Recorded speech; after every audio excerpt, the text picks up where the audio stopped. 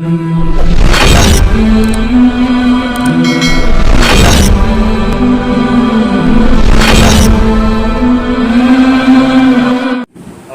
بالله من الشيطان الرجيم بسم الله الرحمن الرحيم اقرأ باسم ربك الذي خلق خلق الإنسان من علق اقرأ وربك الأكرم. وقال الله تبارك وتعالى في موضع آخر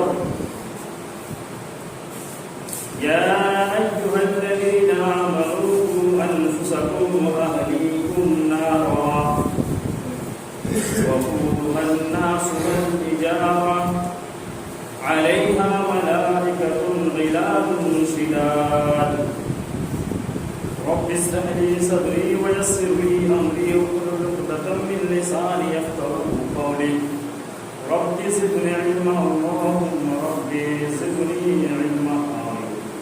حمد و ثنا کبریائی و بڑائی صلی اللہ رب العالمین کی لائق سزاوار ہے جنہوں نے اپنی اور آپ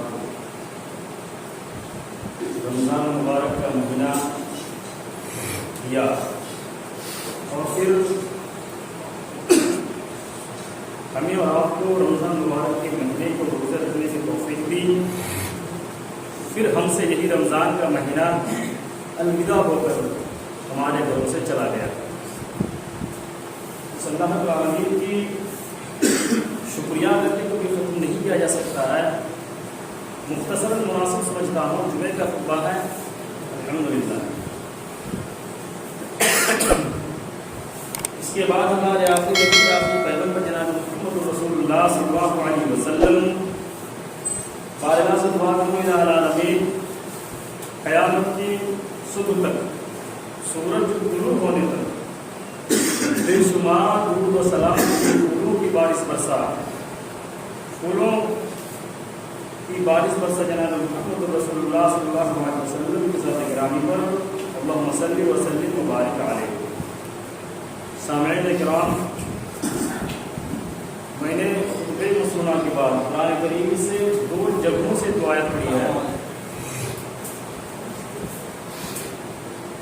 جمعے کا خطبہ مختصراً ہوا کرتی ہے. میں نے 2 آیت آپ کے سامنے رکھی ہے. ہم سب کو معلوم ہے کہ ہم نے خوشی کے دن کے جو ہمارے پاس موقع تھا، جو اللہ نے ہمیں اور آپ کو خوشی منانے کا جو دن دیا تھا، اس دن سے ہمارا فارغ ہو چکے ہیں. کچھ باتیں میں کروں گا، ان کے بعد میں جو میرا اصل مضمون ہے، جو میں آپ کے سامنے کچھ بولنا چاہ رہا ہوں، میں اپنے موضوع پر پھر پلٹ کر واپس آؤں گا. سب سے پہلی بات تو یہ ہے کہ قرآن کریم نے کہا کہ یا ایھا الذین آمنوا قوا انفسکم واہلیکم نارا. اس کے آپ بہت سارے تقریر سنے ہوں گے، ہم سے بھی سنے ہوں گے، بڑے بڑے علماء کرام سے بھی آپ سنے ہوں گے کہ قرآن میں اس بات کا اعلان واضح کر رہا ہے، ہمیں اور آپ کو ڈرا رہا ہے، ہمیں اور آپ کو بتلا رہا ہے. ایمان والوں، اپنے آپ کو اور اپنے اہل و عیال کو، یعنی اپنے بال بچے کو، اپنی بیوی کو، اپنے بھائی کو، اپنے پورے خاندان کے لوگوں کو جہنم کی آگ سے بچاؤ. اور یہی وہ جہنم ہے. جہنم کی آگ کوئی لکڑی سے، کوئی کوئلہ سے نہیں جلے گی. وقودها الناس والحجارہ. جہنم کی آگ تو ہمارے جیسے گنہگار بندے کی باڈی سے، ہمارے جیسے گنہگار بندے کی ریڑھ کی ہڈیوں سے، ہمارے اور آپ کے جیسے گنہگار بندوں کی ماس پیشیوں سے وہ آگ بھڑکے گی، آگ جلے گی اور پتھروں سے جلایا جائے گا. قرآن نے یہ صاف طور پر بتا دیا ہے، لیکن ہمیں ذرہ برابر بھی فرق نہیں پڑتا ہے۔ آپ تصور کریں کہ جب کسی کے گھر میں آگ لگتی ہے تو ہمارا دل یوں دھڑکتا ہے، ہارٹ بیٹ اتنا تیز ہو جاتی ہے کہ کہیں میرے گھر میں بھی یہی آگ نہ لگ جائے۔ یہ دنیاوی آگ سے آپ کو اتنی ڈر ہے، ہمارا دماغ اتنا کمزور ہے کہ اگر کسی کی باڈی دنیا کی آگ میں جل جائے، کمزور دل و دماغ والے انسان اس جلے ہوئے باڈی کو دیکھ نہیں سکتا ہے۔ یہ دنیا کی آگ کی یہ پاور ہے، یہ شکتی ہے۔ آپ سوچئے کہ جہنم کی آگ دنیا کی آگ سے 69 گنا زیادہ خطرناک ہوگی، اور یہی جہنم کے بارے میں اللہ تعالیٰ قرآن کریم کے اندر خود کہہ رہے ہیں کہ ایمان والو اپنے آپ کو اور اپنے اہل و عیال کو جہنم کی آگ سے بچاؤ۔ میرے بھائیو، اللہ تعالیٰ نے تو یہی کہا ہے کہ اسی جہنم کی آگ سے بچانے کے لیے تمہیں، تمہارے بال بچے کو، تمہاری بیوی کو، تمہارے بھتیجے کو، تمہارے پورے سماج کو اسی جہنم کی آگ سے بچانے کے لیے میں نے ماہ رمضان مبارک کا مہینہ تمہیں دیا ہے۔ اگر تم نے اس ماہ رمضان مبارک کے مہینے کو پا کر بھی اپنے گناہوں کی بخشش نہیں کروا سکا تو پھر یہی ہوگا کہ ہماری باڈی سے، ہماری ماس پیشیوں سے، ہماری ہڈیوں سے جہنم کی آگ کو جلایا جائے گا۔ رمضان مبارک کے مہینے کا فضیلت آپ کے سامنے بہت سارے رکھے گئے ہیں اور آپ نے بغور سماعت بھی کر چکے ہیں، میں ان پہ نہیں جانا چاہ رہا ہوں۔ میں صرف یہ بتانا چاہ رہا ہوں کہ قرآن نے ہمیں جو اشارہ کر رہا ہے ہم نے اس پر کتنا عمل کیا، کتنا نہیں کیا۔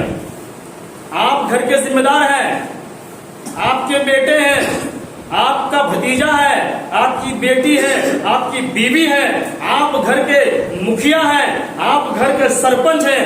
آپ نے اپنی ذمہ داری کو کتنا لاگو کیا، آپ نے اپنے قانون کو بحیثیت مکھیا ہونے کے ناطے آپ نے اپنے گھر میں اپنے قانون کو کتنا نافذ کیا ہے۔ یہ قرآن تو اسی بات کا اعلان کر رہا ہے کہ لوگوں، ایمان والو، اللہ تعالیٰ ڈرا رہا ہے کہ جہنم کی آگ سے بچو اور اپنے اہل عیال کو بچا لو۔ اسی لیے میں نے تمہیں رمضان مبارک کا مہینہ دیا ہے، میں نے تمہیں 5 وقت کی نمازیں دی ہے، میں نے تمہیں غریب یتیم بچوں کی پرورش کے لیے میں نے تمہیں تمہارے لیے دروازے کھول رکھے ہیں۔ جہنم کی آگ تم پر حرام کر دی جائے گی اگر تم نے ان تمام چیزوں پر بالخصوص ڈٹے رہا۔ کیا ہم اور آپ اس پر عمل کر رہے ہیں؟ میرے بھائیو، یہی اور رمضان مبارک کا مہینہ ہے۔ نوجوانوں، میرے سماج کے بزرگوں، آپ بزرگ ہو چکے ہیں، آپ دنیا کو جھیل چکے ہیں، آپ نے اپنے گھر کے اندر اسلام کی تعلیمات کو، اسلام کی شکشا کو کتنا لاگو کیا ہے؟ آپ نے کبھی محاسبہ کیا ہے؟ نہیں کیے ہیں۔ جب ہم نے سماج کو کچھ دیا ہی نہیں تو ہم سماج سے اچھی چیز کو لینے کا کیا امید رکھتے ہیں؟ میرے بھائیو، رمضان کا مہینہ جیسے چلا گیا، اب مدرسہ، مسجد کے مولوی، مدرسہ کے مولوی، بچے کو کہاں رکھا جائے، بچے کی تعلیم و تربیت کہاں کی جائے تاکہ میرا بچہ گروتھ کرے، میرا بچہ آگے بڑھے، بس اسی پر ہم لگے ہوئے ہیں۔ ہم نے کبھی یہ نہیں سوچا کہ ماہ رمضان مبارک کا مہینہ ہمارے پاس جا چکا ہے، ہم نے اس پر کتنا عمل کیا ہے، کبھی اس پر ہم نے اور آپ نے غور و فکر نہیں کیا ہے۔ میرے بھائیو، یہی اور رمضان مبارک کا مہینہ ہے۔ صحابہ اکرام، آپ پڑھیں گے تاریخ کی کتابوں میں آپ کو ملے گا، آپ تو پڑھنا ہی نہیں جانتے ہیں۔ ہم یہ کہتے ہیں کہ صاحب میری آنکھ ہونے کے باوجود بھی ہم اندھے ہیں، آپ پر لعنت ہے، اللہ نے آپ کو بھی موقع دیا تھا، آپ نے کیوں نہیں پڑھا؟ آپ کو شرم نہیں آتی ہے اس بات کو بولنے پر کہ میری آنکھ ہوتے ہوئے ہم اندھے ہیں؟ میرے بھائیوں، اور آپ یہی کر رہے ہیں، آپ اندھے ہیں اور اپنے بال بچوں کو بھی آپ اندھا رکھنا چاہ رہے ہیں۔ سماج میں اس شکشا کو نافذ کیجئے، پھر دیکھیے سماج آپ کا کہاں سے کہاں جائے گا۔ ہم نے سماج کو ڈاکٹر دیا؟ کیا ہم نے سماج کو کوئی مدرس دیا؟ کیا ہم نے سماج کو کوئی انجینئر دیا؟ کیا ہم نے سماج کو کوئی ڈسٹرکٹ مجسٹریٹ دیا؟ کیوں نہیں دیا؟ تو ہم کس چیز سے یہ بھروسہ لگائے بیٹھے ہوئے ہیں کہ ہمیں سماج سے کچھ اچھی چیزیں ملے گی، جب ہم نے کچھ دیا ہی نہیں؟ ہم نے اپنے بال بچے کو اسلام کی تعلیم سے، دنیاوی تعلیم سے دور رکھا ہے، تو ہم کس حیثیت سے اور کس بنا پر ہم یہ کہہ رہے ہیں کہ ہمیں سماج سے کچھ اچھی چیزیں ملنی چاہیے؟ میرے بھائیوں، باتیں بہت کچھ ہے، مختصر میں یہ کہنا چاہوں گا کہ رمضان کا یہ مہینہ ہم سے جا چکا ہے، ہم نے عید بھی منائی ہے، ان بے شرموں سے میں یہ کہنا چاہ رہا ہوں، آپ نے جو کل عید منائی ہے یہ عید آپ کے لیے نہیں ہے جس نے روزہ نہیں رکھا ہے۔ پڑھیے اس واقعے کو، دیکھیے کہ عید کیا ہے۔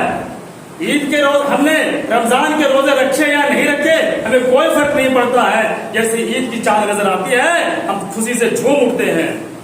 میرے بھائیوں سنیے گا، بڑی دلچسپ واقعہ ہے اور یہ صحیح حدیث بھی ہے کہ ایک مرتبہ ایک آدمی، ایک شخص امیر المومنین حضرت علی ابن ابی طالب کے پاس آتے ہیں ملاقات کرنے، ملنے آتے ہیں کسی کام سے، اتفاق سے عید کا دن تھا، عید کا دن ہے اور ملنے آ جاتے ہیں امیر المومنین سے۔ وہ دیکھتے ہیں کہ عید کا دن ہے، امیر المومنین عید کے دن میں سوکھی روٹی اور زیتون کھا رہے ہیں۔ وہ آدمی دیکھ کے اچنبا ہو جاتے ہیں، اے امیر المومنین سوال کر بیٹھتے ہیں، اے امیر المومنین آج تو عید کا دن ہے، آپ لوگوں کے امیر ہیں، آپ کے پاس کچھ کس چیز کی کمی ہے؟ کہ عید کے دن میں بھی آپ خشک روٹی اور زیتون کھا رہے ہیں۔ جواب سنیے گا، امیر المومنین علی ابن ابی طالب جواب دیتے ہیں، اے فلاں شخص عید ان کے لیے نہیں ہے کہ جو اچھے لباس پہنے، جو عمدہ عمدہ کھانا پکائیں، لذیذ لذیذ کھانا پکا کر خوب مزیدار طریقے سے کھائیں، عید ان کے لیے نہیں ہے، بلکہ عید تو ان کے لیے ہے جن کو اللہ نے ماہ رمضان مبارک کا مہینہ دیا ہو اور اس مہینے میں روزے رکھے ہو، اپنی پیشانی کو رب کی عدالت میں ٹیکا ہو، گڑگڑایا ہو، بھیک مانگا ہو اور اپنے گناہوں کی مغفرت کرا لی ہو، اسی کے لیے عید ہے۔ اے فلاں شخص آج بھی میرے لیے عید ہے، کل کا دن بھی میرے لیے عید تھا، آنے والا دن بھی میرے لیے عید ہوگا، اس وقت تک میرے لیے عید ہے جس دن میں اللہ کی نافرمان کوئی کام نہ کر دوں، اللہ کو ناراض کرنے والا کوئی کام نہ کر دوں، اس دن کو چھوڑ کر کے میرے لیے ہر دن عید ہے، یہ کہہ رہا ہے۔ پھر دیکھیے عمر ابن عبدالعزیز کہتے ہیں کہ لیس العید، ان کے لیے عید نہیں ہے جس نے نئے کپڑے پہنے ہو، بلکہ عید تو ان کے لیے جس نے قیامت کے دن سے ڈر جاتا ہو، اللہ کے خوف سے ڈر جاتا ہو، اور قیامت کا دن تو ایسا ہوگا، قرآن سے پوچھئے بتا قرآن کیا ہوگا، کل قیامت کے دن کیا ہوگا، قرآن نے بھی اس کا نقشہ کھینچا ہے، قرآن یہ چیخ چیخ کر اعلان کر رہا ہے، اے لوگوں قیامت کے دن کل اللہ کا ترازو ہوگا سامنے۔ یا آج ہم رمضان کے مہینے ہمارے گھر سے جا چکا ہے، ہم چوری چوری چپ کے گھر میں کھانا کھاتے ہیں، ہم ہوٹلوں میں جا کر پردے کے آڑ میں کھانا کھاتے ہیں۔ میرے بھائیوں اس قرآن کی آیت سے اندازہ لگائیے، وَنَزَعُ الْمَوَازِينَ الْقِسْطَ لِيَوْمِ الْقِيَامَةِ، کل قیامت کے دن اللہ کا ترازو ہوگا، ترازو ہوگا۔ آج ہم لوگ کوئی چیز کو ماپنے تولنے کے لیے ترازو کا یوز کرتے ہیں، اللہ رب العالمین بھی قیامت کے دن ترازو رکھے گا، وہ ترازو میں کیا ہوگا؟ قرآن سے پوچھئے، قرآن بتا رہا ہے وَإِنْ كَانَ مِثْقَالَ حَبَّةٍ مِّنْ خَرْدَلٍ أَتَيْنَا بِهَا، قیامت کے دن جو ترازو رکھا جائے گا اس ترازو میں ہمارے گناہوں کو اور ہماری نیکیوں کو ناپا جائے گا۔ اسی رمضان کے مہینے میں ہم نے ہوٹلوں میں جا کر چائے پیا ہو، ہم نے ہوٹلوں میں پردے لگوا کر ہم نے کھانا کھایا ہو، یہ گناہ ہمارے کل قیامت کے دن ترازو کے پلے پر رکھی جائے گی، اور اسی ترازو میں ہم نے ماہ رمضان مبارک کے روزے رکھے ہیں، ہم نے لیلۃ القدر یعنی رمضان کے مہینے میں ایک رات آتی ہے، اس میں ہم نے قیام کی ہے، اس کی نیکی کو اس ترازو پر رکھا جائے گا. اور دیکھیے کہ من خردل ایک رائے کے دانے کے برابر ہے. اگر آپ نے ایک چھوٹی سی ایک سرسوں ایک رائے کا دانہ کا وجود کیا ہوتا ہے، اگر آپ نے اتنی سی بھی کوئی برائی آپ نے کی ہے، کوئی نیکی آپ نے کی ہے، اتینا بہا اس ترازو میں دکھایا جائے گا، لایا جائے گا. قرآن بھی یہی کہہ رہا ہے. سورہ لقمان پڑھیے آیت نمبر 16 میں دیکھیے، یا بنی انہا ان تک مثقال حبۃ من خردل فتکن فی صخرۃ او فی السماوات او فی الارض یأتی بها اللہ. لقمان اپنے بیٹے سے کہہ رہے ہیں، اے میرے بیٹے اس اللہ سے ڈر جا، اس اللہ سے ڈر تقوی اختیار کر لے، کیونکہ اگر تم نے کوئی رائے کے دانے کے برابر میں اگر تم نے کوئی نیکی یا کوئی برائی کر رکھی ہے تو کل قیامت کے دن اگر وہ نیکی تمہارے اگر وہ برائی تمہارے کسی جنگل جھاڑیوں میں پڑا کیوں نہ ہو، رائے کے دانے کے برابر ہو، اگر وہ نیکی وہ برائی اتنی چھوٹی ہے، وہ کسی پہاڑ پر کیوں نہ رکھا ہو یا آسمان پر کہیں اڑ کیوں نہیں رہا ہو، کل قیامت کے دن وہی رائے کے دانے کے برابر آپ کی گناہ آپ کی نیکی کو ترازو پر رکھا جائے گا. اب سوچئے کہ ہم نے رمضان مبارک کے مہینے کو پا کر کے ہم نے کتنی نیکیاں کی ہے اور ہم نے کتنے برائیاں کی ہیں. جو برائی میں مبتلا رہا اس کی ناک خاک آلود ہو جائے، وہ ہلاک و برباد ہو جائے. صحابہ اکرام جب رمضان کا مہینہ اس سے گھر سے چلا جاتا تھا، 6 مہینے تک رو رو کر رب کی بارگاہ میں دعا کیا کرتے تھے، اے اللہ ہم نے ماہ رمضان مبارک کے مہینے کو پایا، ہم نے ان کو روزے رکھے، اے اللہ اگر ہم سے کوئی غلطی ہو گئی ہو، اگر ہم سے کوئی کمی رہ گئی ہو، اگر ہمارے روزے میں کوئی غلطی کوئی کمی رہ گئی ہو، اے اللہ تو ان کو معاف فرما کر اب میری روزہ کو قبول کر لینا. یہ دعا کیا کرتے تھے. اور آج ہمارا رمضان کا مہینہ گیا، ہم نے عید کی نماز پڑھی، مسجدیں خالی ویران ہو جاتا ہے. ہم کون سے مسلمان ہیں اور ہم کس چیز کی ہم امید لگا کر بیٹھے ہوئے ہیں کہ ہم اپنے بال بچوں سے کس چیز کو امید لگاتے ہیں. میرے بھائیوں یہ قرآن کی آیت ایک دوسرے سے اتنی مشابہت ہے کہ ایک آیت دوسرے آیت سے ایک دم انٹرفیئر ایک دم لنک کیا ہوا ہے. میرے بھائیوں دیکھیے میرا موضوع کچھ الگ تھا، اب آتے ہیں اپنی موضوع کی طرف. 5 منٹ آپ سے بات کروں گا. آپ نے قرآن پڑھا یا نہیں پڑھا وہ آپ جانے اور آپ کا اللہ اپنا رب جانے، لیکن دیکھیے ہم سماج میں کیا بو رہے ہیں اور ہمیں اس سے کیا ملنے والا ہے. اب یہ رمضان چلا گیا، اب ہمارے سامنے یہ مکتب یہ مدرسہ یہ مسجد کے بارے میں ہم بہت سے جگہوں پر بیٹھ کے چرچا کر رہے ہیں، چائے کی دکانوں میں بیٹھ کر کے فلاں چوراہوں پر بیٹھ کر کے ہم چرچا کر رہے ہیں. ذرا اس پہ سوچے کہ قرآن میں اس کا کیا بتا رہا ہے مجھے. دیکھیے قرآن بھی یہی بتا رہا ہے کہ اقرأ بسم ربک الذی خلق. اس صورت میں 2 اقرا ہے. سنیے گا، جب میں جب میں مولانا آزاد یونیورسٹی میں جب تعلیم حاصل کر رہا تھا، میں نے لائبریری کے اندر ایک کتاب مجھے بہت پتلی سی کتاب ملی ہے، اور وہ کتاب مجھے ملا، میں پڑھنا شروع کیا اور یہ چیز مجھے ملی کہ اقرأ بسم ربک الذی خلق خلق الانسان من علق اقرأ وربک الاکرم. یہاں پر 2 اقرا ہے. اب دیکھتے ہیں کہ پہلی اقرا سے کیا مراد ہے اور دوسری اقرا سے کیا مراد ہے. وہ لکھتے ہیں کہ پہلی اقرا سے مراد یہ ہوتا ہے کہ آپ اپنے بال بچوں کو پڑھائیے، اسلامی تعلیم دیجیے، یہ فرض ہے، یہ فرض ہے آپ پر. اس دنیا میں اسلامی تعلیم آپ پہلے دیجیے. وہ لکھتے ہیں پھر دوسری اقرا سے مراد وہ لکھتے ہیں کہ دوسری اقرا سے مراد یہ ہے کہ آپ اپنے بچوں کو جب اسلام کی تعلیم دے دیں، جو فرض ہے وہ آپ کو دینا ہی پڑے گا. جب یہ آپ دے دیں تو پھر کہہ رہے ہیں کہ دوسری اقرا سے مراد یہ ہے کہ آپ دنیا کی تعلیم دیں.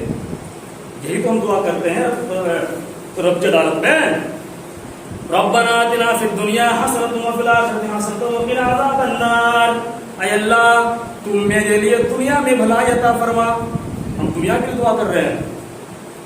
قرآن میں یہی کہہ رہا ہے کہ میرے بندو پہلے اقرا سے مراد یہ لکھا جاتا ہے،